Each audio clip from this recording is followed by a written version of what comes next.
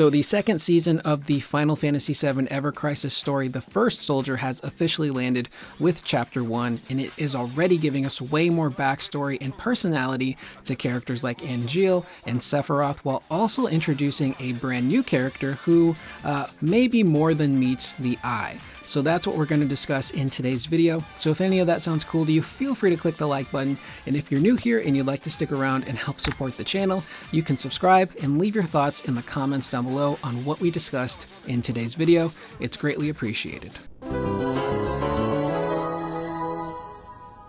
So first off, I want to give a big thank you to Foz on YouTube, who has been playing through Ever Crisis and uploading these videos of all of the chapters, so that way all of us who don't play through the game can actually absorb the story and figure out what's going on. So we're going to be using their footage, and I would highly recommend you guys check out their channel. They post tons of stuff on there, including story stuff from Ever Crisis, as well as some of the cool events that take place throughout the year. They also upload gameplay for things like Hades 2, Final Fantasy XIV, and Sword Art Online, so I would highly suggest you check out their channel and subscribe. And again, thank you to them for providing this footage for all of us to check out. So our story opens up with a CG sizzle reel of what is going on in this chapter. We see a robed man walking through the forest, and this is one of the robed men that we see in 7 Remake and 7 Rebirth. We also see this robed figure drop a camera, which is not good news for one of the characters that we meet in this story. We cut to footage of Sephiroth and Angeal walking.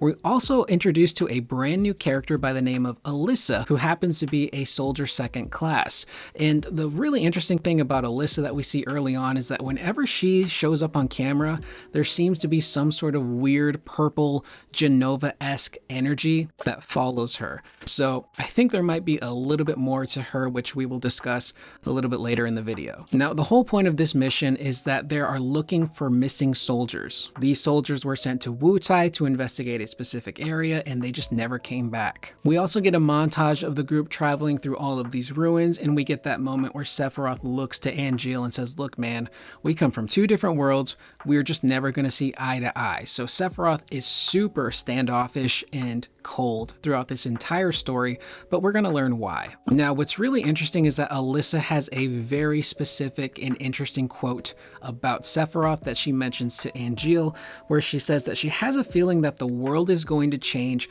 once Sephiroth takes that sword in his hand. What sword is she talking about?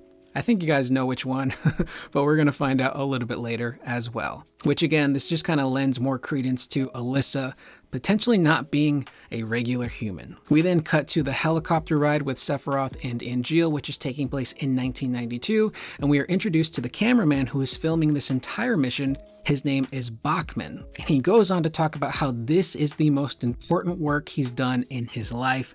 He also says that this is the moment the course of history was altered forever. So some pretty big stuff is going to go down in this story. And it cuts to Sephiroth and Angeal, their first meeting. Angeal is trying to talk to Sephiroth, introduce himself, get to know him. Sephiroth is not having any of it. He doesn't want to know about Benora Whites, those dumb apples, just leave me alone. And Angeal in this moment, you know, he sticks up for himself. He doesn't like being disrespected by Sephiroth, and he just straight up tells Sephiroth like, "Oh, I think I'm starting to understand why Shinra made me squad leader and not you. You're clearly not a leader, and you've probably never even been reprimanded." Which causes Sephiroth to have a flashback of when Glenn tore into him on their first mission together. During that mission, Sephiroth was being a bit of a dick, just kind of ordering Glenn and crew around like they were just some sort of cronies. And Glenn, standing up for himself, wasn't going to have that, so naturally he defended himself as well as Matt and Lucia, and he really tore into Sephiroth. Like, "Hey man, we're humans, we're here to help you, like treat us like equals," essentially. So the helicopter ends up landing in Robio, which is on the southern tip of Wutai.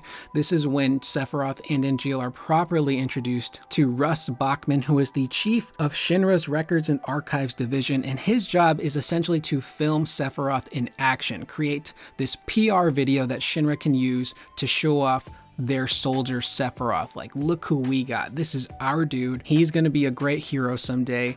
This is our PR fluff, essentially. He starts to film them. Sephiroth is not having it, which I thought was kind of a cute callback or reverse callback, I guess, or like future callback to Sephiroth in Nibelheim in FF7, where he doesn't want to take a photo with the town cameraman. He's just not having that. That's just something that's been ingrained in Sephiroth from a young age. And even Angeal is like, look man, read the room. We're here to find missing soldiers, you know, like cut that out. So throughout this whole entire mission, Sephiroth is just so closed off and cold, and he will not open up to anyone. And there's a point where they get attacked and Angeal has to fight off the monster on his own, and he confronts Sephiroth like, hey man, why didn't you step in? Why didn't you help? And Sephiroth's like, oh well, it looks like you had it handled. The group ends up entering the Agora Forbidden Zone, which Shinra tells them that the Wu-Tians avoid this area. So if they're avoiding the area, maybe there's something powerful there that they can then get their hands on. And there's a moment where Bachman starts to question Sephiroth and he asks for his opinion on what's going on. And Sephiroth kind of responds in a way that's a bit sad, where he's essentially like, look,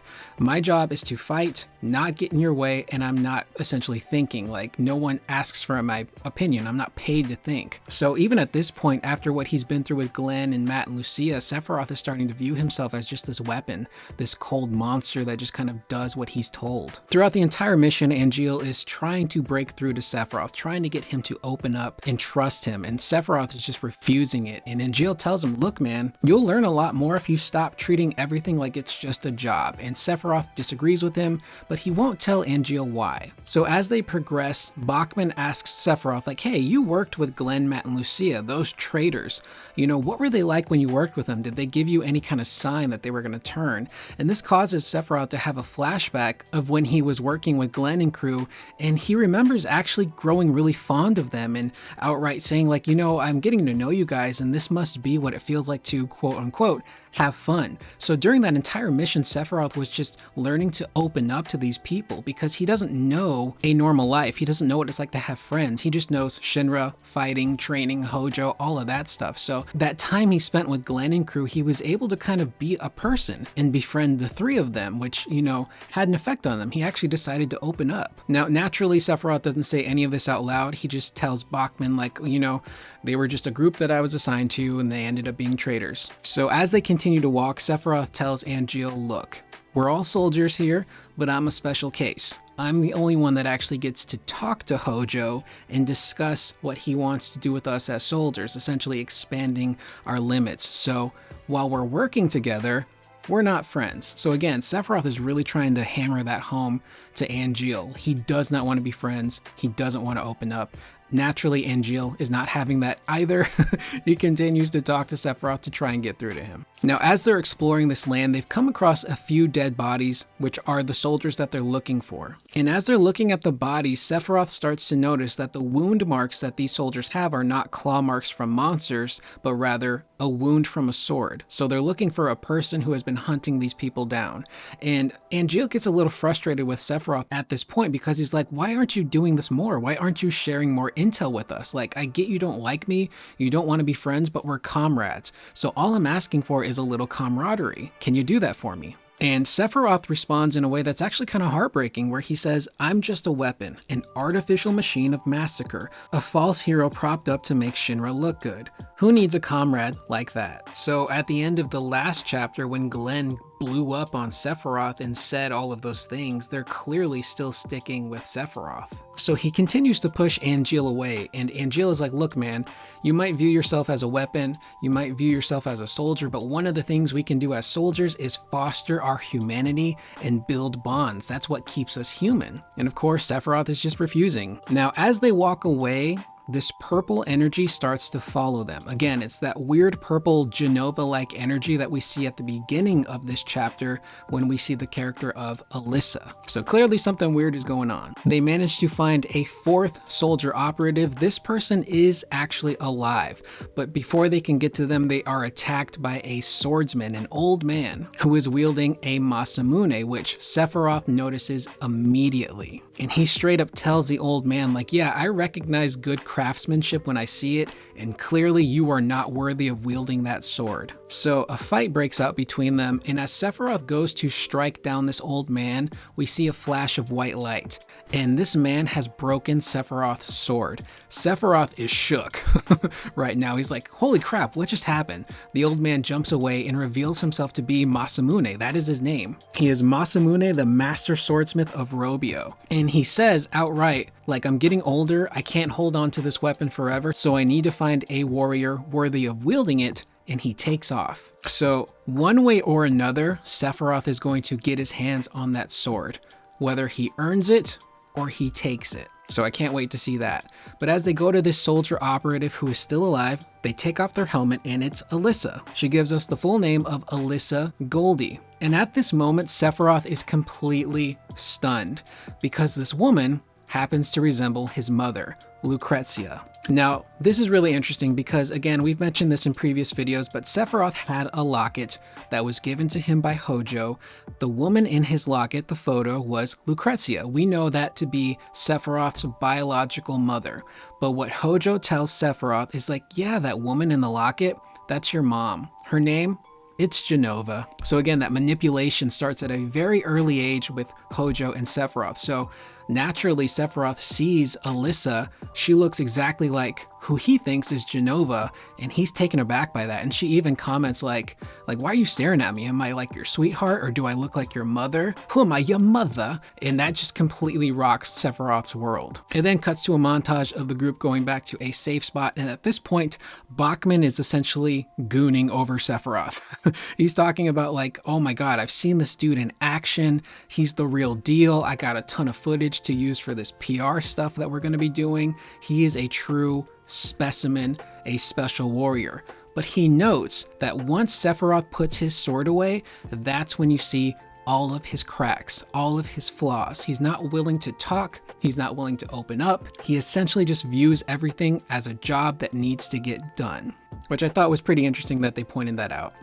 And as we reach the end, we get one of the most impactful moments in this entire chapter where Sephiroth is dreaming, and he's dreaming about his mother, who, again, who is Lucrezia, but he thinks is Jenova. And throughout this entire dream, Sephiroth is just dreaming about having a normal life, which is honestly kind of heartbreaking. And as he's talking to Jenova, she's like, oh, like I made you your favorite food, which happens to be pumpkin soup. So Sephiroth is a pumpkin soup boy. Maybe he likes pumpkin spice also. And the whole time, Sephiroth is just kind of like in disbelief of what he's dreaming.